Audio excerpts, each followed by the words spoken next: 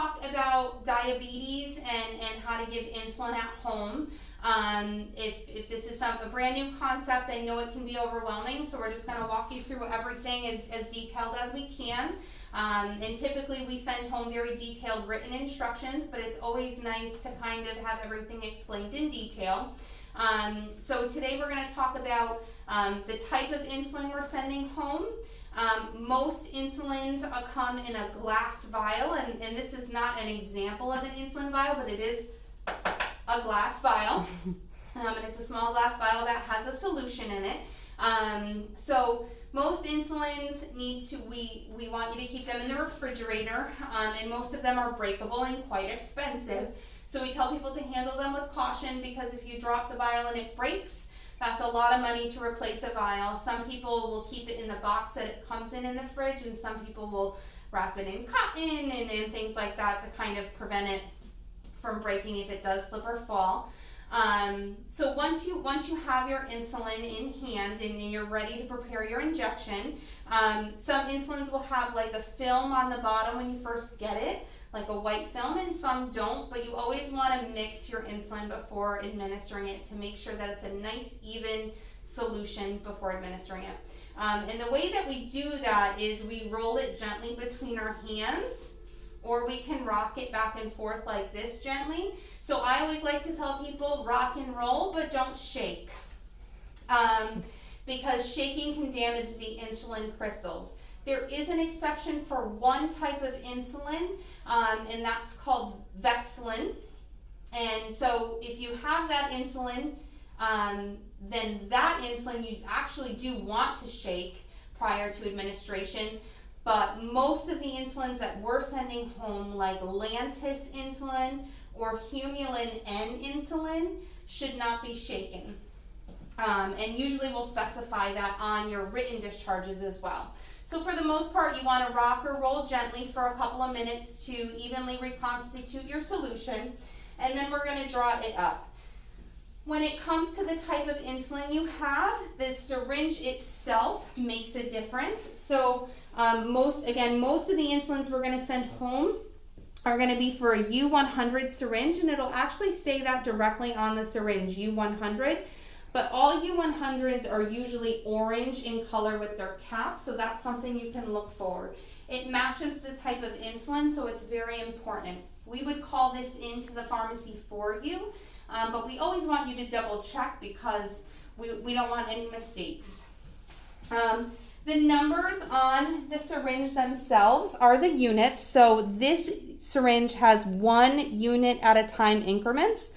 Some syringes have little half unit lines next to the 1 unit lines, and those can get a little confusing, but the important thing to remember is the half units are always on the side not with the numbers. So the side with the numbers are whole unit lines. If the lines are over here and they're smaller lines in between, those are half unit lines. So that's important to pay attention to. We would specify to you exactly what dose your pet is going home on. Most cats and dogs are going home on very small doses. Unless you have a Labrador, you're not going to see a number usually above 10. So for the sake of this demonstration, if we were giving 10 units, we would use that 10 number there and correlate the top of the black stopper here to the 10 line there. And that's 10.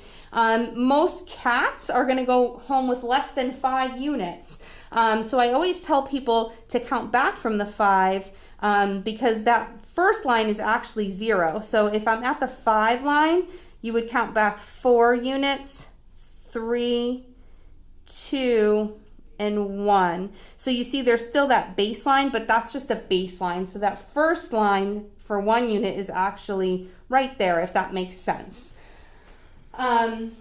So that's the dosage. Drawing it up. Once you've mixed your insulin, so you've rocked or rolled, but you didn't shake, you're going to tip your vial upside down so that if there's any air in the vial, it goes to the top, because you don't want to pull air into your syringe. You just want to pull the solution into your syringe. You're going to take the cap off of your syringe, and you're going to inject it into the center. So there's like a little circle on this vial, and most insulin vials will have a circle where rubber. You're going to kind of aim for the center because that's where the rubber's the thinnest, and inject your syringe. And then you're going to pull the solution back into the syringe. I usually pull back past the actual dose and then measure out the dose. So we'll pretend 5 units is our dose. I'll measure out to there and come out. Now your insulin is ready to be injected into your cat or dog. And we're going to attach a video following this on how to administer the injection to your cat or dog. So I'm not going to do that now. I'm going to talk about a couple of other things, like feeding. So it's very important with your diabetic cat or dog to make sure that they eat prior to getting their insulin. So we typically will allow in the discharges specific feeding instructions. Sometimes your pet's regular diet is okay, but sometimes we want a prescription diabetic diet, so we'll defer to what your doctor tells you in that regard. But what's most important is that your pet eats prior to their insulin dose. So you want to offer a meal and have them eat it, and then we usually recommend waiting 15 to 30 minutes before administering your insulin dose. Some people will ask, well, what if they don't eat, or if they only eat half of the meal? And again, I would defer to your veterinarian as to what would be the best direction in that case, because each doctor might have a slightly different suggestion there. And in our case, we would send you home with instructions that specify that, or we would have you contact us in that situation. But typically, we don't want to send home your cat or dog until they're eating pretty well for us here. As far as administering the insulin at home, we do want you to give it as close to every 12 hours as you can, because it is twice a day. So we want you to base that around a schedule that's going to work best for you, especially if you're working. So, you know, as an example for me, it would probably be around 6 a.m. and 6 p.m. in my house. And if that's the case, and we send home your pet and we've been giving it at 8 and 8 in hospital, we would have you slightly move that dose up over a couple of days to adjust it to your schedule. So let's say we sent your pet home at 4 p.m. tonight, and they would be due for their insulin at 8, but you'd like to get them closer to 6. So we would say give it at 7:30 tonight, and then at 7 o'clock tomorrow morning, and then 6:30 tomorrow night, and then 6 a.m. the following morning, and then you resume that 6 and 6 schedule. We also want you to know that things come up, and during these times there's not a whole lot going on as far as events go, but under more normal times, let's say you had a wedding to go to, and Fluffy normally gets his insulin at 6 p.m., but you have to leave for the wedding at 4 p.m., and you don't have anybody to come to the house to give him his dose. We do a lot for, usually an exception, no more than 2 hours prior to or later than.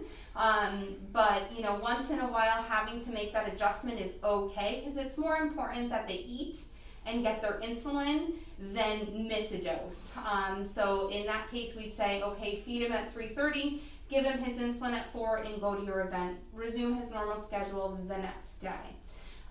If you have any additional questions, please feel free to reach out to your veterinarian or to us if we're your vet, and let us know how we can help you. We want to make sure you have as much information as possible. Thanks, guys.